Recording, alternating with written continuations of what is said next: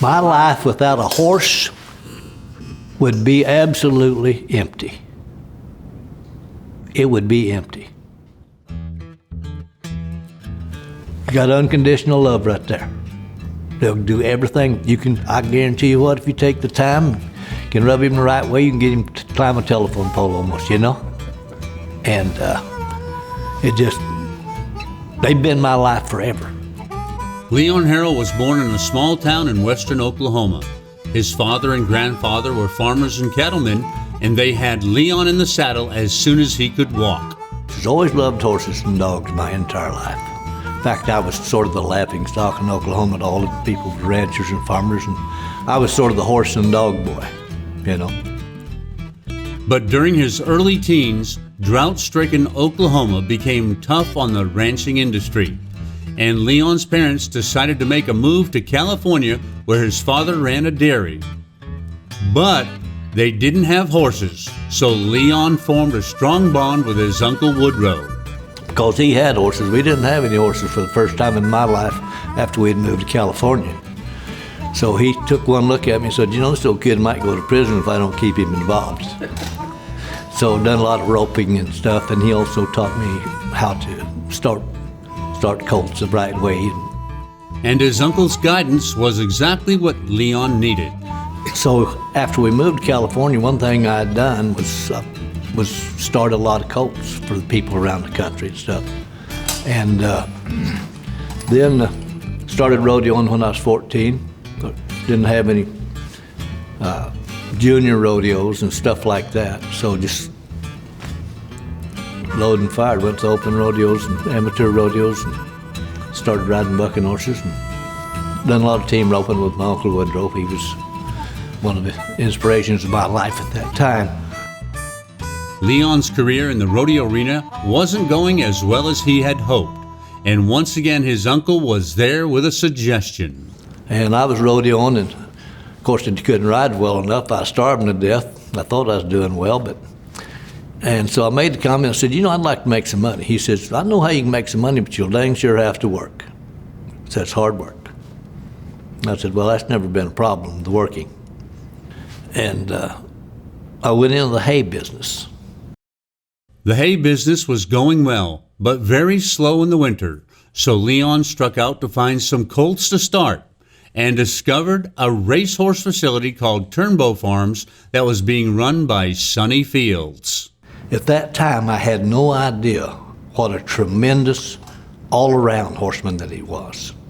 I mean, he didn't make any difference from a halter horse, bridle horse, hackamore, cutters, you know. I mean, he was excellent.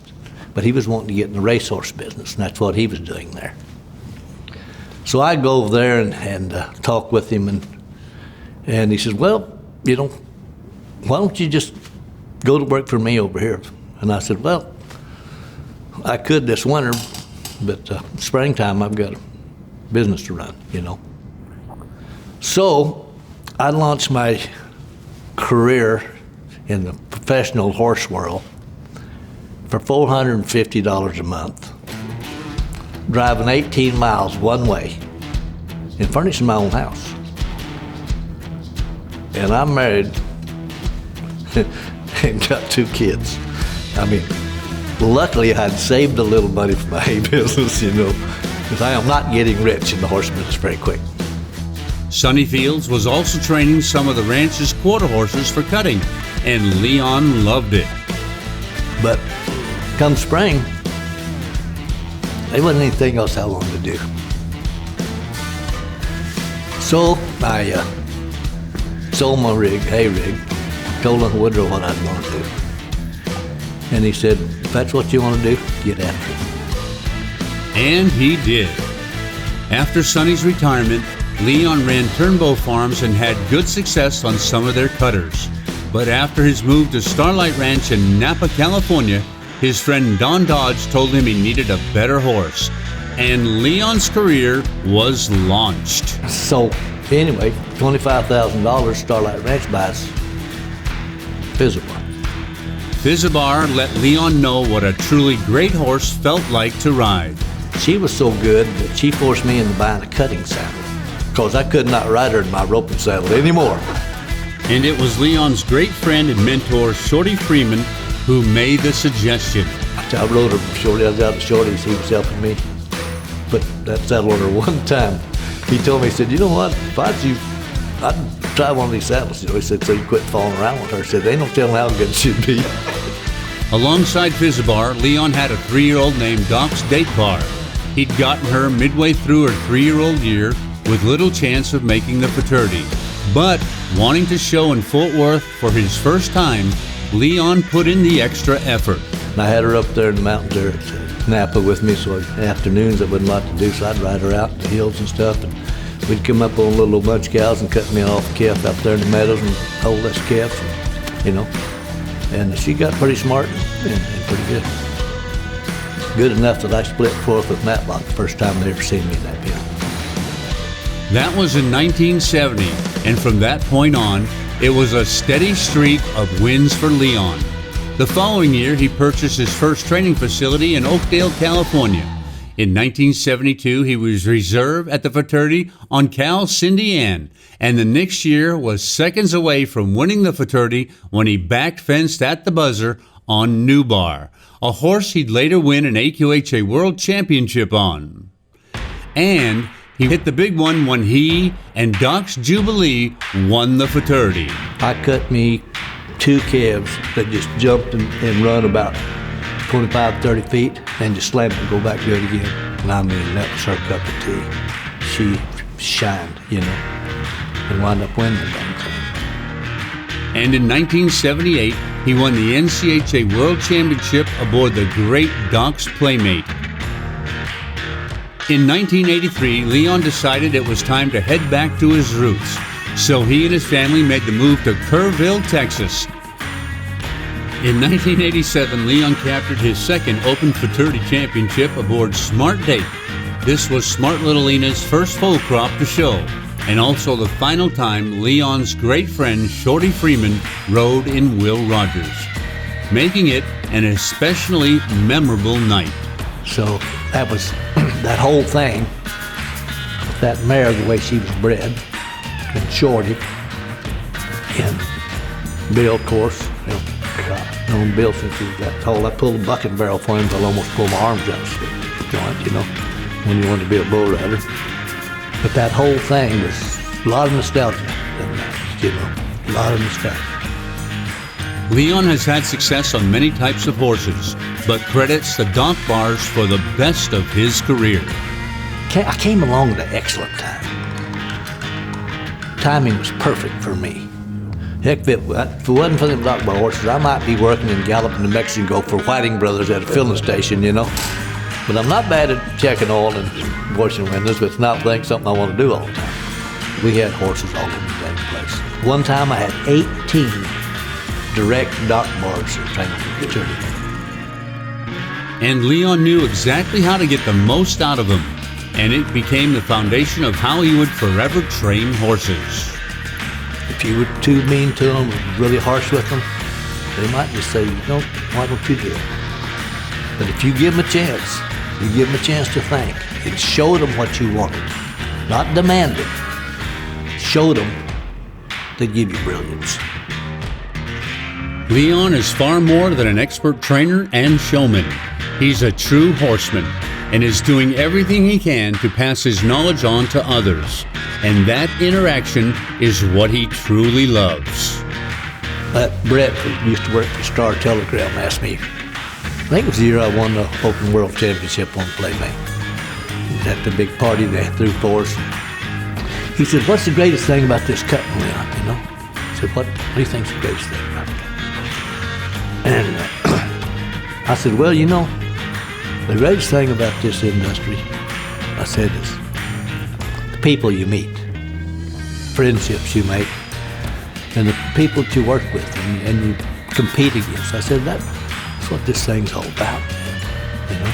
And he said, well, what about, you know, winning this one? I said, hey, that's great stuff. I said, that's what makes you keep cooking, you know? And I said, but, you know, you can't eat them belt buckles, the bank won't take them from collateral. You know, they're just thrills that you get to have, and accomplishments that you get to obtain. You know, I said, it's about the people and the horses. I said, they're first. Leon has been conducting clinics since 1968 and has traveled the world while spreading his enthusiasm for cutting. His Western Horseman book on cutting, which contains rules, judging information, and a history of our sport, has sold over 20,000 copies.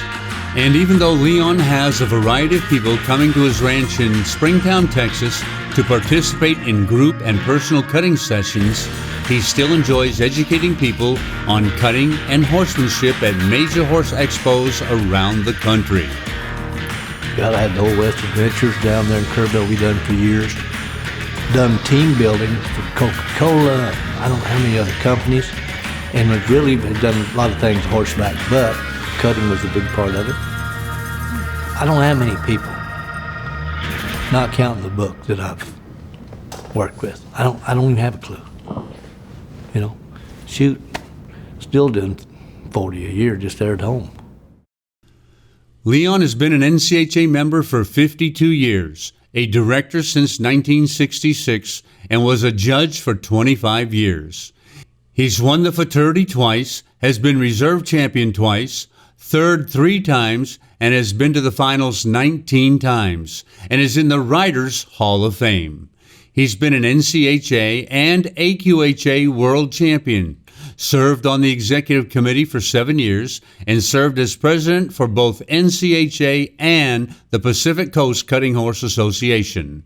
His accomplishments are many, but when describing Leon, one word constantly comes to mind: ambassador. We need people going down that hallway when they see a stranger in there, something, stop, shake their hands. I don't care, it doesn't take long. Hi, I'm Leon Harrel, how you doing? You know, I'm such and such. Hey, what's going on here? Well, I tell you what, I've got to go work a horse ride, I've got to help these people, but hey, I'll be back. Or somebody said, hey, tell him about our game. Don't take any time at all. Then all of a sudden, you know, we're user friendly again. Come on in. We can use you. You'll love this game. Change your life. You know, that's what we need. You know, doesn't take long to say hi. Smile don't cost nothing. You know. And that statement is the essence of why Leon Harrel is being inducted into the NCHA Members Hall of Fame.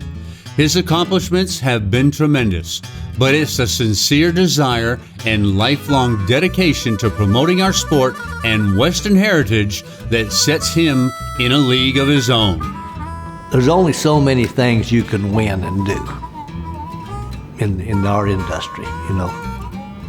And I've been very fortunate in the winning part, and also when it first started the Riders Hall of Fame. In those days, you know, you went in categories, it wasn't money won. Had 7 categories, I believe. And at that time, Buster and Matlock and I were the only one to go ahead with 5. And I thought that was a pretty big deal. I really did. But you know, going into the Members Hall of Fame, that's the crown jewel. You've served the industry and the association and your people, and finally recognized. Yeah, finally recognized for it.